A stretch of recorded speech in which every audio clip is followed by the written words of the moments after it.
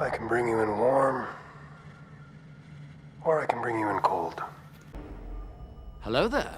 This is where the fun begins. Hey there guys, Unofficial Star Wars here, hope you're all doing well, and in this video we're going to be talking about The Mandalorian Season 3 and his potential redemption story here as teased from one of the directors of the show. So without further ado, we're going to hop right on into it, taking a read here from the Direct's article. I'm going to have their full article linked down in the description down below for you guys to check out as well. As it reads, The Mandalorian director teases Season 3's redemption story here for the Din Djarin, the Mandalorian. The next chapter in the Mandoverse is due early next year when The Mandalorian returns for its third season.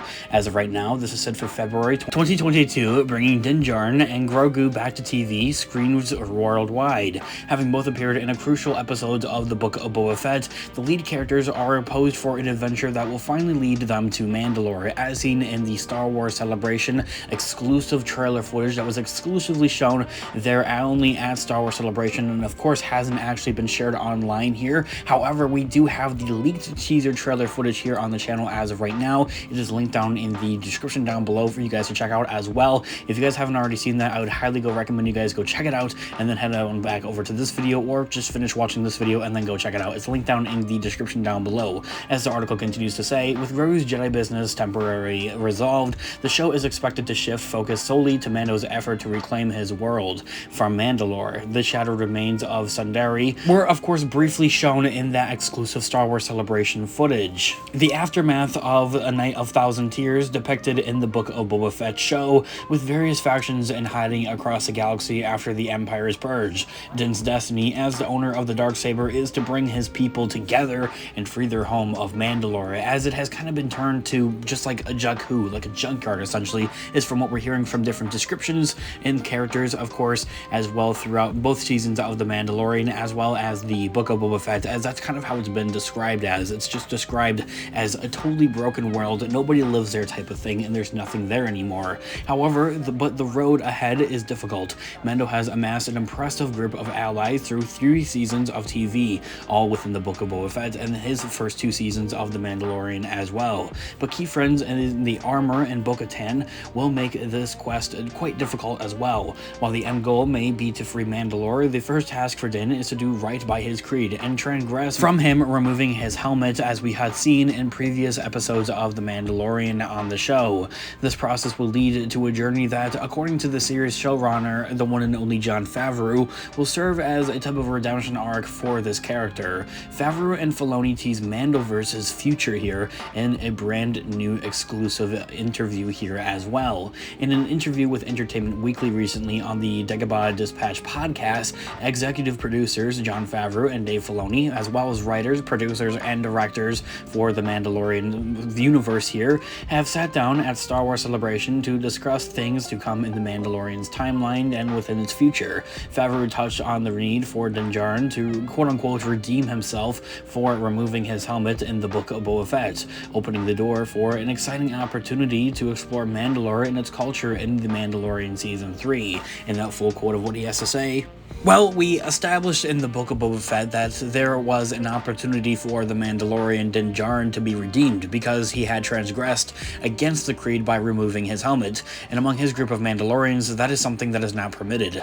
Now, we know that there are other groups of Mandalorians where they have different sets of rules. In the Clone Wars, we saw with Dave and Filoni, and also with the characters that I voiced, that the Mandalorians are very different there as well. And so these different groups are coming together, and we're going to figure that out as well. The nexus point for all of those communities, of course, is their homeworld from which they've all exiled as well, which is Mandalore, ending the quote right there. And man, oh man, all I have to say about that is that is honestly insanely crazy, especially from this coming from Jon Favreau himself. He's heavily teasing on stuff that would happen in potentially The Mandalorian Season 3, but stuff that would also happen maybe for Season 4 here as well. However, I totally think that we're going to be seeing this stuff here in Season 3 of The Mandalorian. He's talking about essentially what it would be a group holding essentially of all these different creeds of Mandalorians, because after the Night of Thousand Tears, the Mandalorians from there by which really broke off into different creeds and tribes and such of more separate types of things and different beliefs and cultures as well, and have really become more stoned in that there as well by following those different systems and those different cultures there as well in the Mandalorians and their different creeds there as well. So seeing all these different creeds of Mandalorians with their different beliefs and everything like that coming all together on their homeworld of Mandalore would be honestly something totally out of that Star Wars galaxy, totally insane. It would cause for so much conflict because so much disagreement would go on here between different Mandalorians, potentially possibly causing some type of Mandalorian all-out civil war here between the Mandalorians. It's something that could be set up in season 3 and seen in season 4, because this is going to take a little bit of planning, and at that also setting up all the different characters and everything that's going on with there, and such as that, something that would also kind of be expanded with other shows in the Mandalorian universe. We have the Book of Boba Fett potentially having a season 2, we have the Ahsoka Tano show, more seasons of the Mandalorian, Star Wars Skeleton Crew, and Rangers of the New Republic, all by which could and would actually be circulating around the Mandalorian, of course, but also different Mandalorian tribes going to Mandalore here as well, and figuring out that there's different belief systems and different Mandalorian creeds and everything like that, causing an all-right kind of disbelief and disagreements that are going on here between different Mandalorians, thus far causing a civil war between Mandalorians. Now, this is something insane. I want to talk about this in a separate feature video here on the channel, going more in depth into it, so hit that subscribe button if you haven't already. From there, the article talks about how Padre Pascal was met with a thunderous applause, well-deserved, upon joining the Mando Plus panel at Star Wars Celebration back in May, something that blew Dave Filoni's mind, he says, as Mando has become such an iconic character now, since being introduced at previous conventions in Chicago. In that full quote, he has to say, "What is it like to see Pedro Pascal grow and become such an iconic character? That blew my mind today when he came out. I mean, again, we haven't been at Star Wars Celebration like this in several years now, since 2019, and you see that the love of this character has grown on its own outside of things. We haven't been at a Comic-Con or a Star Wars Celebration, you know, and it was amazing, and I think probably really rewarding for him to feel that acknowledgement as well." And the quote right there. And yes, it really does kind of change that whole subject of what we were just talking about with Jon Favreau and everything he talking about with all these different Mandalorian tribes and everything like that, with potential all-out kind of Mandalorian civil war type of thing going on there, regarding plot details and everything like that there as well. Going to talking about something kind of honestly totally different here, talking about some insight here about what it's like for Pedro Pascal and also the iconic character of the Mandalorian to become such a big thing, really kind of just on its own without these different conventions and all that type of stuff. People finally get together at these conventions here at Comic-Con or maybe at Star Wars Celebration. They see the Mandalorian himself, Pedro Pascal, in the flesh, and they just go absolutely insane. And it is such a special, unique, awesome thing, especially as well, something that's very, very well deserved there as well. And I think I speak for just about all of us Star Wars fans out there. We cannot wait to get more of Pedro Pascal's Mandalorian. Now, from there, the article talks about and continues to say, most rewarding to Filoni was also seeing that Pascal introduced Brendan Wayne and Lateef Crowder to acknowledgement the full trio that performs this wonderful character. Now, for those of you that aren't completely in the know, we all know that Pedro Pascal kind of supplies the face of the Mandalorian when he takes off his helmet, and also the voiceover, that's Pedro Pascal's face. However, what about the action scenes? What about when the Mandalorian's helmet's on? Well, those are two stunt doubles that go by Brendan Wayne and another one named Lateef Crowder to acknowledgement as well, which is something so special and so wonderful, and it's something I'm actually seeing more and more of, and we have actually even gotten some insight from Brendan Wayne over on Instagram as well. He gives out those little kind of tidbits and teases there for the Mandalorian, kind of praising his cast and crew members and fellow people that he's worked with on the Disney Plus show there as well. Something I'd like to talk about actually in a separate video here on the channel as well, because it's almost like teasing some stuff here for the Mandalorian and what we could expect to see here with the Mandalorian season 3 trailer officially being put out line and everything that's going on with that. So if you guys are looking forward to that there as well, hit the subscribe button. We'll be talking about that as well in just a couple of days here on the channel. And that full quote of what Dave Filoni says here about that special moment, in quote, and the special moment for us all was him bringing Brendan and Lateef out as well and acknowledging this trio that performs this wonderful character, ending the quote right there. Very straight to the point, very sincere here as well, and I think it's very cool, as I had mentioned. The article continues to say that Filoni described working on Ahsoka as awesome and marveling at the unique chance he has to lend a consistency to the character that's very uncommon across different mediums of storytelling as well. Something that we've seen here, of course, with Ahsoka is in animation and bringing her to live action as well, which is a very big theme there as well. And that full quote, he says that, "Oh, it's fantastic. I mean, it's everything I could hope for. I never dreamt of it as I was learning over the years, but to have a chance in a character that just comes up over the years with a lot of fans as they've grown up, and now she's at the point of where you can do this, it's wonderful to be the same person guiding it across the different mediums, from, of course, animation to live action, as I had mentioned. I think that it lends a consistency to the character that's very very uncommon. A lot of times when you're an animator, you watch your creation kind of spin off and it's taken by other people. You never know. And you want to take care of these characters because you know them so well, and it's a really unique situation we're in, but it's awesome.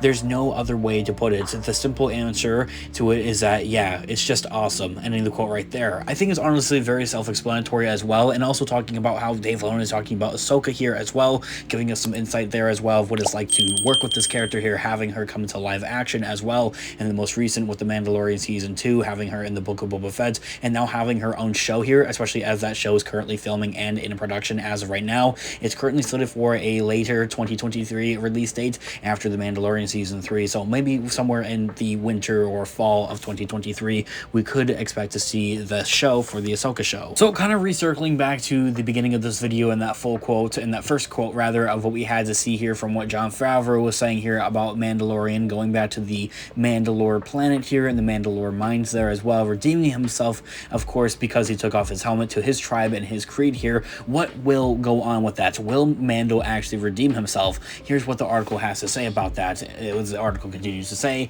given that Mando's religious adherence to the way of Mandalore, seeking out redemption is a natural starting point for the character, but his growing attachment to Grogu has shown that he's willing to bend the rules of his creed as he sees necessary, especially all things considered that he does have the Darksaber after all. He is the ruler, something that may eventually win out as he refines his moral compass. He displays desperation to repent in the Book of Boba Fett, though there's a good bet that the desire will relinquish over time and that he'll simply forget about it and move on with his life at that. Meaning other Mandalorians like Bo-Katan and Boba Fett who remove their helmets freely as opened to Mando's eyes to much larger, and that there is a bigger world out there and more creeds and tribes and different Mandalorian beliefs than just his own. It's a choice undoubtedly intended to make him consider why he's strict about following the rules of this helmet rule, especially that's so stupid that many Star Wars fans and probably even Mando thinks, and someone like the Armor and Bo-Katan and Fett are no less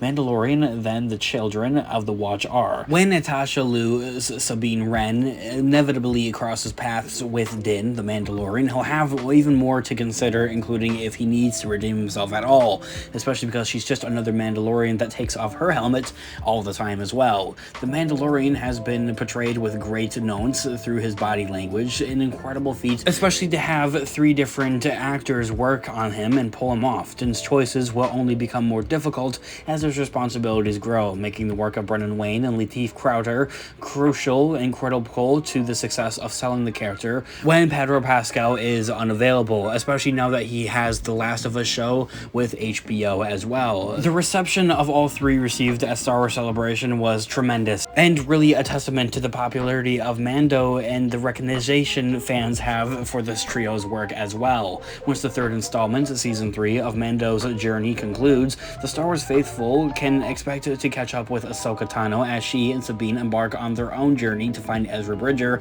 and Thrawn, playing as a Star Wars Rebels sequel from the animated show. Filoni is in rare company as a creator who gets to see Ahsoka's journey evolve across animation and live action as well, blending the mediums in a way that binds the galaxy together even more, something bigger and forever expanding as well. Ahsoka is a little further out, however it is described as a passion project for Filoni, so fans can expect something deeply rooted in the lore with new ways of understanding the Force, especially during this time period in the Star Wars universe and the Star Wars galaxy. From there is where the article ends. As I had mentioned, I'm going to have that full article linked down in the description down below for you guys to check out as well. This information is amazing. We got so much information here from this article here regarding the Mandalorian and the Mandalorian universe as well, giving us a little bit more insight here with the Ahsoka show as well, how that's doing, what it's like to work on that there as well. Something that, of course, we have talked about off and on here on the channel is the Ahsoka show. It's nothing really new to us all that much of how emotional this really all is and how special and unique it is all really for Dave Filoni to be working on this show here as well. It's nothing crazy, nothing special or anything like that. However, as I had kind of been describing there at the beginning of the video, I was absolutely amazed and blown away at the beginning of this video when we were talking about Jon Favreau there and him kind of giving us a little bit of an insight here for Season 3 of The Mandalorian, talking about how there could and would be different tribes and creeds of Mandalorians all coming back and circulating back around to Mandalore, the home world of the Mandalorians there as well, and how that could potentially kind of break off a civil war between all these different different Mandalorians, as it would kind of embark something similar of what we saw in Star Wars: The Clone Wars, finding the ruler of the throne here of Mandalore as well, and the ruler of the Darksaber as well. Something else I'd like to throw out there as a little bit of a theory and speculation as a Star Wars fan as well, aside from the whole theory and speculation of having a potential Mandalorian kind of civil war there break out in maybe season 4 over towards the end of season 3 as well, would actually be seeing the destruction or something similar to that for the Beskar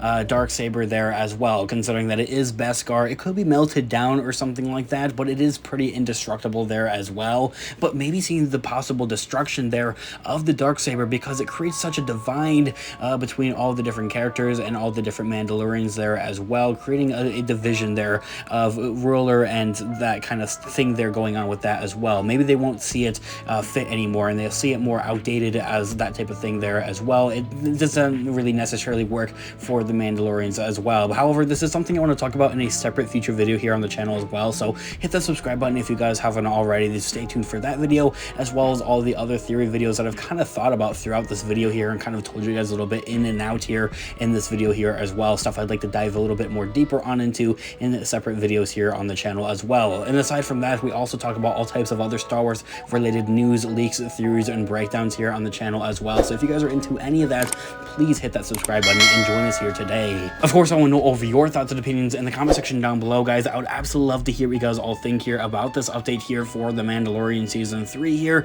as well as some stuff that you'd like to see here for the 3rd season of The Mandalorian as well. I'd absolutely love to hear all of your thoughts and opinions in the comment section down below. Leave a like on the video if you did enjoy it, as it really does help the channel, and check out Instagram on official Star Wars, more Star Wars related content, link down in the description down below, guys. I'll catch you guys in the next video. Have a great one, and may the Force be with you as always. Peace out.